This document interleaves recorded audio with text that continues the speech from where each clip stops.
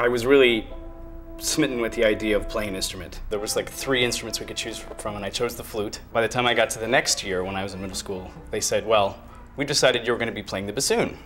And at that point, it was about 6 inches taller than I was. I really sort of took to it, and I really enjoyed playing it. But then we went to the local music shop. We were buying reeds, you know, bassoon reeds. And I said, what's that over there? That's blank music paper. What's that doing there? Can I take some of that? I need some of that blank paper. And it really started there. I was 11 years old, and I was playing the bassoon and writing music, and that's basically, I've been doing those 2 things ever since.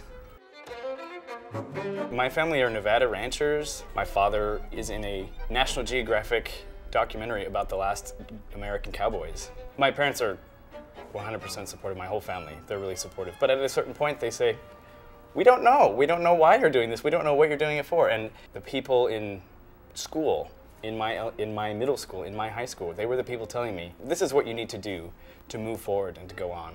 And it's nice to have somebody there saying, you know, take a left. I got an email from Magnus Lindberg saying that there were some things going on at the New York Philharmonic and I should be sending my scores to New York City right away. I met Magnus Lindberg in 2006. It's one of those moments of your life where you feel that you really probably are doing the right thing if when you meet your hero, they find something interesting about you. The way I grew up, I spent a lot of time outside, a lot of time outdoors. You know, I was a skier from age 4. I rode horses from long before I could remember. I just need to be outside and feeling contact with nature, I guess is the best way to explain it. When I wrote this piece, I was in Canada, in Banff, and the mountains are right there. There were many days when I was writing this piece that I had more contact with wildlife than I did with people. The earliest thing I thought about with this piece is the shape. I think the act of composition is really a visual one. We have to make the page look right. We have to think about how the page looks for another musician, and we have to think about how a performance might look to an audience. This piece, these particular circumstances, is in 1 movement, but there are 7 parts. So 7 specific sections, each with their own insistent character. While there are 7 distinct parts, there is, for me, 1 shape, which is much more of a sort of large waveform. So in my mind, it starts low, goes high, and then it dips and back up again. The first episode, Floating, starts with my specific take on the Big Bang, that the universe is created, you know, on beat 1.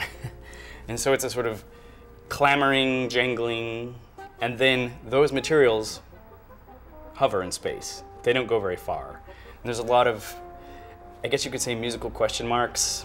What's going to happen? I need to set up some kind of atmosphere. I treat the final movement, Soaring, as a sort of mirror image to the first movement, Floating. Soaring was such a great word to have in mind as I wrote this music because it is so, for me, powerful.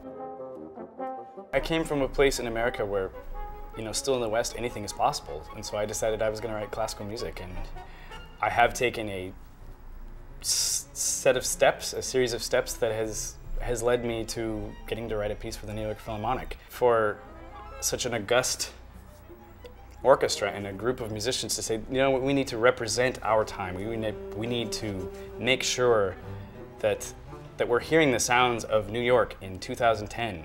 For me, it's inspiring.